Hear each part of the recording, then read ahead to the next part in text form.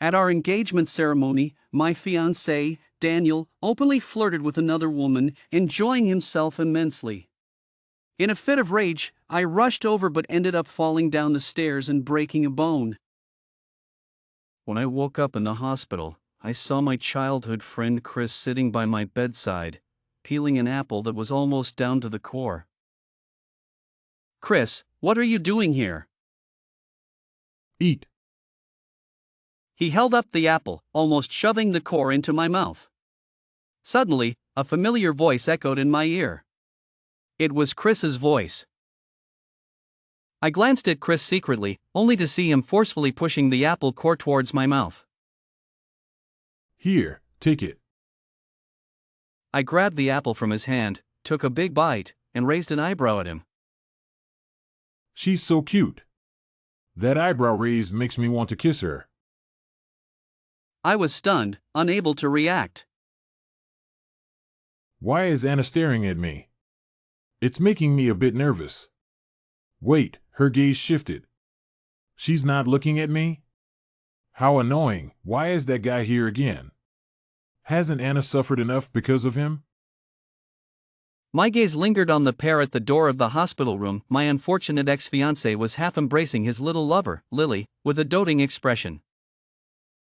TSK, as long as this guy is here, Anna won't see me.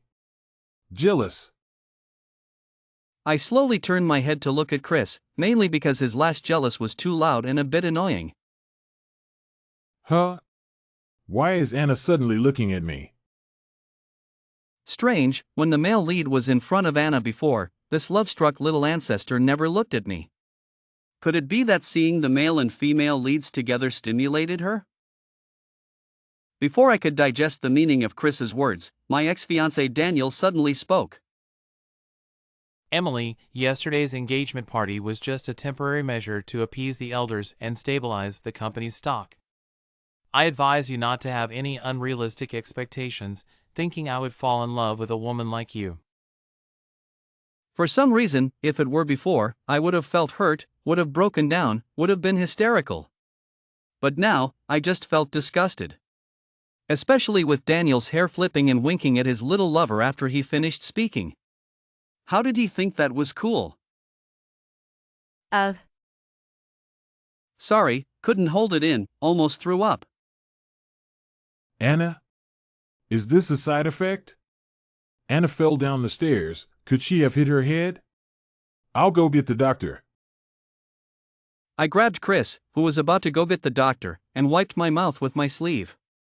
Using Chris's arm, I slightly sat up.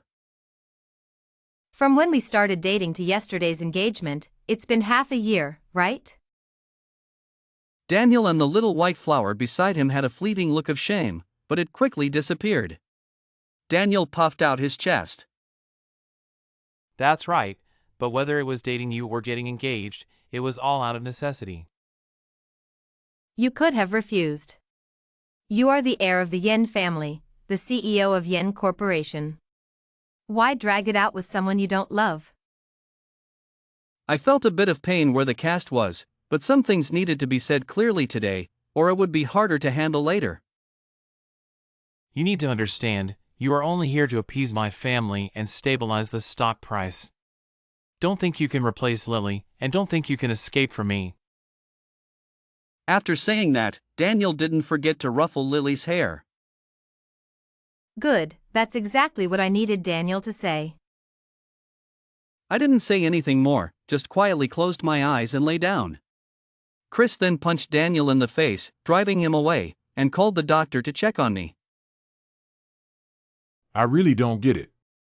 You're the daughter of a tech mogul, a top student who studied at a prestigious international business school, fluent in 8 languages, with skin like porcelain and a demeanor as graceful as an orchid. How did you end up with a love-obsessed mind, choosing to be the villainess? While the doctor was checking on her, Emily processed what Chris had said. Emily, the infamous villainess. My fiancé, Daniel, the so-called male lead. The girl next to my fiancé, Lily, who should be the female lead. And Chris, likely a supporting male character who knows the plot because he's read the book. She looked at Chris. He was frowning at her, clearly showing his disdain. Why did you hit him just now? Annoying. Chris then looked away from her. Jerk deserves it.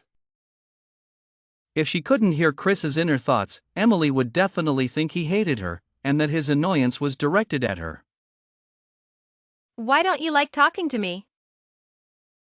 She suddenly felt like teasing him. Usually, Chris could talk to anyone, but he was always cold as ice towards her. I once thought you hated me, which was why you didn't want to talk to me, but I never considered that you might have other reasons. There was a minute of silence. Don't I want to talk to her? The side effect of being in this book is that I can only say 10 words to her a day. Boo-hoo, I've already said 4 words today. How can I answer her question without saying more than 6 words? Help, urgent. You could type it out. Lazy. How concise. I want to get back at Daniel. Before hearing Chris's voice, Emma heard his inner monologue. The villainess doesn't love the male lead anymore? She wants to get back at him? Daniel doesn't deserve to be the male lead anyway. Has she finally figured it out? Good thing, at least her legs are safe, her life is safe, and Mr. Johnson's company is safe too. Emma slowly typed a question mark. What does it mean that my legs are safe, my life is safe, and my father's company is safe? So, if I date someone, I lose my legs, my life, and my family's money? No way I'm letting that happen. Chris, do me a favor. Speak. This AI-like conversation made Emma wonder why she hadn't questioned Chris's identity in the past 22 years. Help me find the video from yesterday's engagement party. If I hadn't seen Daniel and Lily being all lovey-dovey in the corner, I wouldn't have lost my footing and fallen down the stairs. Yesterday, Emma saw Daniel and Lily acting all intimate, as if no one else existed. Daniel's hand was wandering, and in a moment of rage, she went to confront Lily, which led to her fall down the stairs. That's easy, but if you go back to being infatuated with Daniel after this, how am I supposed to protect you? Chris's words were cryptic, but before Emma could press him for more details, he nodded and left. Before nightfall, Chris had already packaged the engagement party video and sent it to my cloud drive. As I ate my hospital meal, listening to Mrs. Johnson's concerned ramblings, I suddenly said, Mom, I want to call off the engagement and hold a press conference. What happened between you and Daniel again? Did Daniel and I have a falling out before? Did you forget? In high school, Daniel got close to a girl and you were unhappy about it. You led a group to confront her. If Chris hadn't talked you down, you might have done something illegal. Why do I remember getting along well with my classmates in high school, with hardly any conflicts, and never meeting Daniel? And in college, when Daniel got stuck on a mountain, you insisted on climbing up to rescue him in the middle of the night, despite everyone's advice. If Chris hadn't persuaded you to rely on a professional rescue team, you might have gone up alone and gotten into serious trouble. In college, I was either attending classes or working at my father's company to gain experience. When did I have time to rescue Daniel? Besides, didn't I meet Daniel after graduation while working with my father in the business world? Mom? When did Daniel and I first meet? You two have known each other since kindergarten. You, Chris, and Daniel grew up together. But why don't I remember any of this? After Mrs. Johnson left, Lily called the doctor to have her head examined. However, the results showed that her brain was perfectly fine. So why did Mrs. Johnson's stories completely contradict her memories? The next morning, Daniel arrived, carrying an exaggerated fruit basket. My mom prepared this for you. He placed the basket on the ground without even looking at me and turned to leave. Daniel, wait. Hold on. That wasn't my voice. Why would I call him Daniel? Daniel, can you stay with me for a while? No, wait, this isn't right. I want him to leave immediately. This time, Daniel looked at me directly. Emily, you better understand your position. I will never fall in love with you. Whether you love me or not, I believe one day you'll see my worth, and then you'll love me. I don't need you to see my worth, I know it myself. Even if I'm a bit slow, I can guess that this cursed plot is controlling me. I bit my tongue hard, and as the metallic taste grew stronger, I had a moment of clarity. I immediately called Chris. But just as Chris answered, Daniel, I've changed so much for you, and you still think about Lily? What's so good about her? please, you two lock yourselves up and throw the key into the ocean. Lily is unique. No one can compare to her. I only love her. Ugh. What a jerk. He wants my family's business help but doesn't want to give up the one he loves. His greedy attitude disgusts me. Ugh, I retched again. Daniel's presence made me sick. Fortunately, he left in disgust, allowing me to think clearly. Why didn't the plot take over when both leads were here yesterday, but it did when Daniel came along today? Chewing on my fingernail, I remembered the still-connected call with Chris. When I'm with Chris, I'm clear-headed. Could this explain why my mom said Chris could always talk sense into me whenever I got obsessed with Daniel? I'll have to wait for Chris to come to find out. Rise entered the room, his expression grim. It was clear he had overheard Anna's conversation with Daniel. Relieved, finally, you're here. My lifesaver, with you around, I can stay clear-headed. Angry, ugh, the 99th time.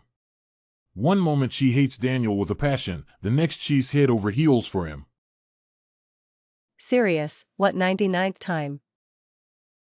She kept this in mind and asked nonchalantly. Did you find the video from yesterday's engagement party? Rise nodded and handed her his phone. Serious, Daniel really went all out to cover his tracks. He deleted all the surveillance footage from yesterday, and guests weren't allowed to record, all under the guise of protecting privacy. Cheerful, but I'm Chris, the master of entertainment gossip. If I can get the paparazzi to dig up dirt on celebrities, I can certainly handle a guy with no brains and poor judgment like him. If Chris had said this to her face, she would have applauded him. But she still applauded him in her heart. Excited, this angle, this position, it's perfect. It takes years of experience to capture such a spicy moment. Friendly, of course, I shot it. Most of the entertainment gossip comes from me. Shocked, wait, you're the heir to a major entertainment company, and you moonlight as a paparazzo? So your company produces and sells its own gossip? Cheerful, without my direction, those paparazzi wouldn't even know where to find the dirt, let alone create a sensation. Whispering, oh, so you're not a paparazzo, you're the mentor of the paparazzi world? Confused, why is Anna looking at me so strangely? Did I get some donut on my face before coming to the hospital? Anna looked away. She never knew this guy had a sweet tooth. Chris was very efficient. Perhaps fearing I would fall into the sweet words of a scoundrel again, he organized a press conference that very afternoon, pushing me in a wheelchair. I had told Mrs. Johnson about this, but she seemed to think I was just throwing a childish tantrum and didn't take it seriously. I didn't inform Daniel's family either, as marrying Daniel was already a stretch for me. I had been blinded by foolishness before, but now I just wanted to end things with him quickly. The reporters at the scene pointed their cameras at Chris. Compared to me, the daughter of an internet tycoon, Chris, being at the center of the entertainment industry, was naturally much more well-known. Ah, Being handsome really does attract a lot of attention. I pretended not to hear Chris's inner thoughts, adjusted my microphone, and began. Recently, there's been a rumor about a marriage alliance between the Johnson family and the Lee family, with the Johnson daughter marrying the Lee son. I paused. This is true, but it never reached the point of marriage. It was just an engagement that got called off. Before the audience could react, I played a video from the engagement ceremony showing Daniel holding Lily and being overly affectionate. As you can see, my fiancé was engaging in inappropriate behavior with another woman on the day of our engagement. I also played a recording of Daniel's visit with Lily, which I had secretly recorded. From the time we started dating to our engagement yesterday, it's been half a year, right? You could have refused. You're the heir to the Lee family, the CEO of Lee Enterprises. Why drag things out with someone you don't love? My voice was clear. You need to understand, you're just here to appease my family and stabilize the stock price. Don't think you can replace Lily, and don't think you can escape from me. The room fell silent. My husband doesn't need to be a hero, but he should at least be an upright man, not a hypocrite like Daniel who wants both a wife and a mistress. After I finished speaking, Chris enthusiastically applauded me, and soon everyone joined in. So cool! The kid's grown up. I'm relieved. I glanced at Chris. This guy always wants to act like my father. Suddenly, she heard a voice filled with gritted teeth and anger. Emily. It was her ex. The reporters hadn't left yet. Clearly, Daniel had learned about the press conference and came to confront her. Seeing Chris by her side, she felt a sense of relief. I don't agree with canceling our wedding. You didn't even ask for my opinion before holding a press conference to call it off. Neither your family nor mine will allow it, and I certainly won't. Emily laughed and was about to make a snarky remark, but before she could, Chris called security to pull Daniel away, creating some distance between them. Daniel, if you don't want our wedding to be cancelled, fine. Send Lily away, and I'll pretend nothing happened. We can go back to how things were, okay? Daniel sneered. I thought you were more capable than this. To drive Lily away, you went as far as to involve so many reporters. Emily was speechless. How arrogant. Turning to the reporters, Daniel declared loudly. Lily is the woman I truly love. Since Miss Emily doesn't want to marry me, let's call off the wedding. Emily gritted her teeth in frustration. Daniel always tried to hold on when she wanted to let go, and whenever she showed any sign of lingering feelings, he became arrogant. Emily, are you okay? Chris approached, and Emily felt herself regaining control. Your love for Lily is nothing. If you truly loved a girl, how could you bear to let her be labeled as the other woman? In the end, you just love yourself more. With that, Emily turned and walked away. But after just a few steps, Daniel suddenly grabbed her hand.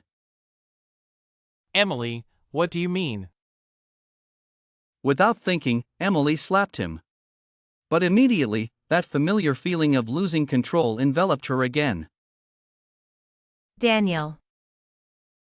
Fortunately, Chris arrived. He pulled her behind him, standing protectively in front of her. Emily, did you betray me for him? Those with dirty minds see others as dirty too. My engagement with Daniel was called off just like that. My parents only mentioned that I should have informed them earlier, but they didn't say much else. However, Daniel's parents came to our house twice, only to be turned away by the butler. Thanks to Chris's help, the online storm of public opinion didn't harm me at all. In fact, my decisive actions earned me quite a bit of praise. Some love-struck sisters even came to my social media to ask for advice on how to deal with unfaithful partners and shine on their own. My life seemed to be back on track, but I still felt like something was waiting for me. What do you want to eat? Chris maintained his cool demeanor. If I couldn't hear his inner thoughts, I would have thought he didn't care what we ate. Of course, hot pot. And then a chocolate pie for dessert. Perfect. Who in their right mind eats a chocolate pie after hot pot? After asking him again, Chris simply said, Anything's fine. I took Chris to eat hot pot and, using my mind-reading ability, ordered all his favorite dishes. While we were eating, we saw a familiar face, Lily. You can't even serve dishes properly and manage to spill duck blood on a customer. If you don't want to work, there are plenty of others who do. Get your paycheck today and don't come back tomorrow.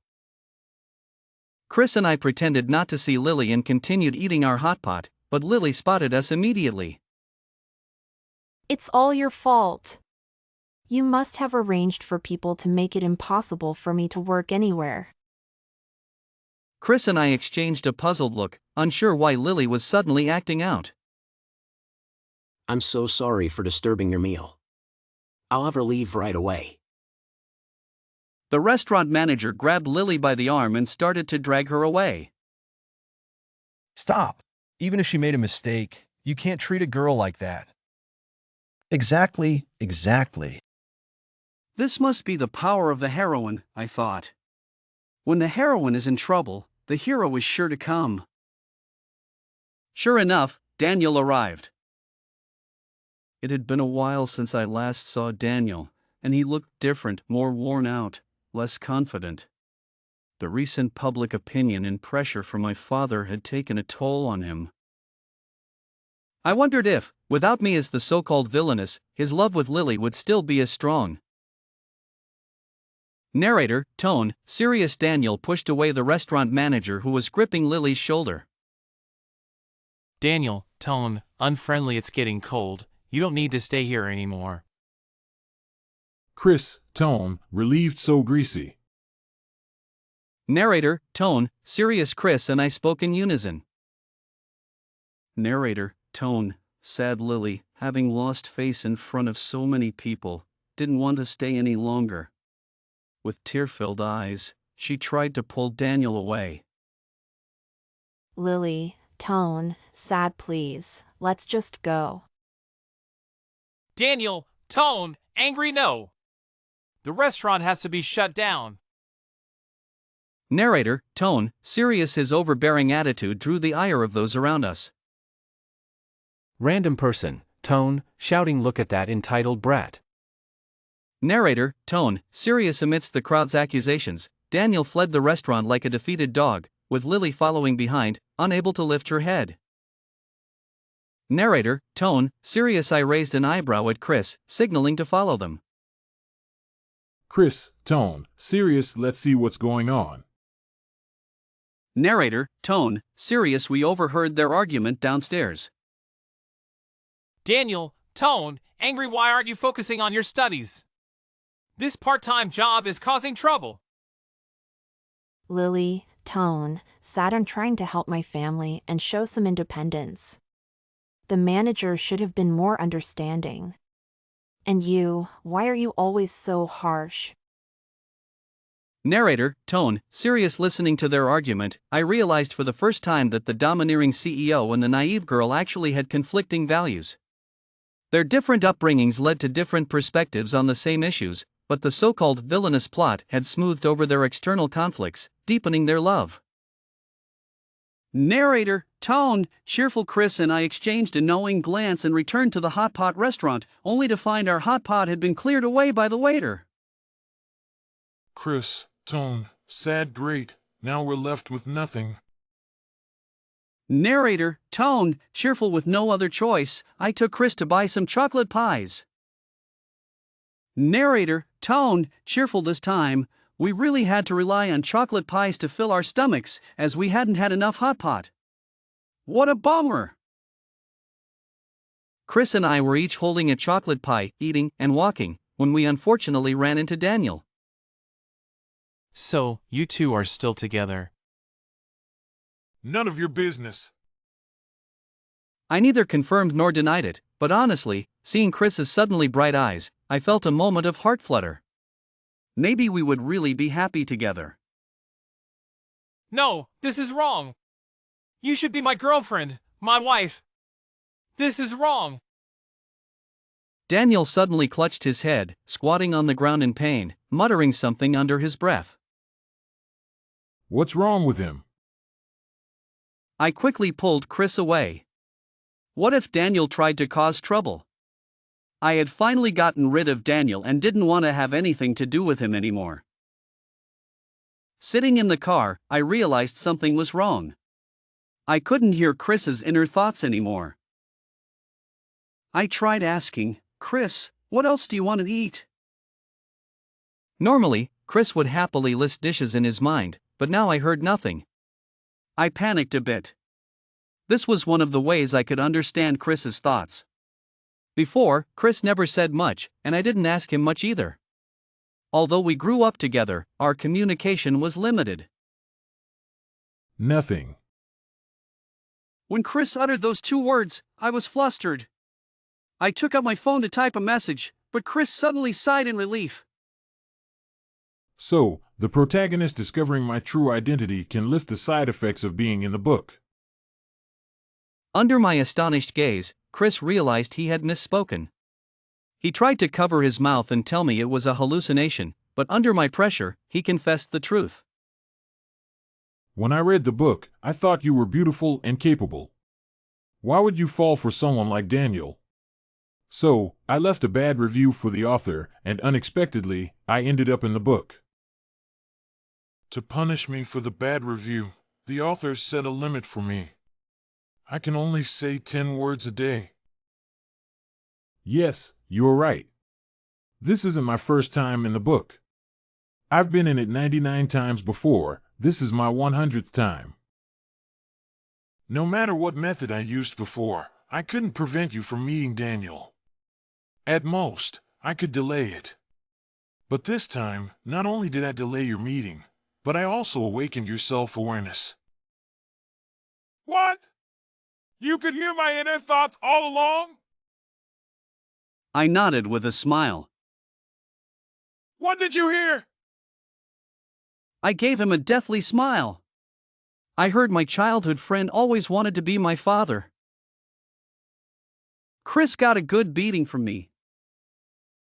Back to what you were saying, you mentioned that once the protagonist realizes your identity is off, the side effects of your book traveling will be lifted. What does that mean? Daniel was clearly acting strange. It was obvious that between Lily and you, he felt you were more suitable for him. He also realized that my presence made you leave his side. I was silent for a moment. I have a reasonable suspicion that the author and you had a bet before, betting on whether Daniel would choose a girl who is independent but still needs a man's help or a very capable girl. I don't care what others think. I'll always stand by your side. I admit, Chris's words pleased me, though I didn't smile openly. But Daniel won't let it go, will he? No worries. We'll handle whatever comes our way. I have to say, the damn sense of security Chris gives me makes it really hard not to fall for him. The next day, Daniel blocked me downstairs at the company. I tried to walk around him, but his words stopped me in my tracks. You've awakened your self-awareness too, haven't you? None of your business. You're still so adorable. After realizing that Daniel had awakened his self-awareness, I found that I was no longer controlled by the damn plot. I thought to myself, Daniel's awakening might not be such a bad thing after all. You're still so greasy. Walks away in her little lambskin high heels. Anna, have you ever thought that we are characters in a book? We live in this book and can never leave. But Chris is different. Chris has the ability to leave anytime he wants. Maybe one day, Chris will leave this book and abandon you. Where will you find him then? I turned my head and looked into his eyes seriously, enunciating each word. None of your business. I walked away proudly and immediately called Chris. Now, right now, meet me. Yes, ma'am. I originally wanted to talk to Chris about it, but when I saw him waiting for me with a smile, I suddenly felt that the issue with Daniel wasn't worth ruining our date. Although Chris and I hadn't officially confirmed our relationship, in my heart, I had already considered him my man. Let's go. Take our esteemed lady shopping. I didn't notice a car following us, waiting for an opportunity. The accident happened in a flash. I only felt Chris push me aside forcefully, and then he lay on the roadside, crimson liquid flowing from his body, spreading on the ground. Chris! I called out his name loudly, but my desperate cries couldn't bring back the Chris who loved me. The hit-and-run driver was caught, and to my surprise, it was Lily, the girl in the novel who seemed as innocent as a white flower, harboring such malicious thoughts.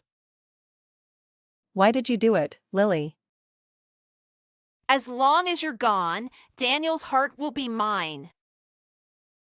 Seeing her twisted expression, I suddenly felt that in a world without Chris, I might have thought that if Lily were gone, Daniel would be mine too. So, I did everything I could to eliminate Lily, losing Daniel's love and destroying my family in the process. Loving the wrong person can really change you beyond recognition. The most ridiculous part is that both Lily and I should have had our own beautiful lives. Perhaps life would have had its ups and downs, but we would have had our own moments to shine. We might have excelled in our careers or traveled the world, experiencing all its flavors. Instead, we lost ourselves for Daniel and ended up on the wrong side of the law. I didn't say another word to Lily. Perhaps I saw in her what Emily would have become in a world without Chris. Chris had been unconscious for a month. The doctor said Chris might not wake up and diagnosed him as being in a vegetative state. I didn't believe the doctor's diagnosis. Chris might have just returned to his world, the world outside the book. I held Chris's hand, burying my face in his palm, tears blurring my vision. Chris, I miss you so much. Daniel knocked on the door. I looked up to see him holding an exaggerated fruit basket.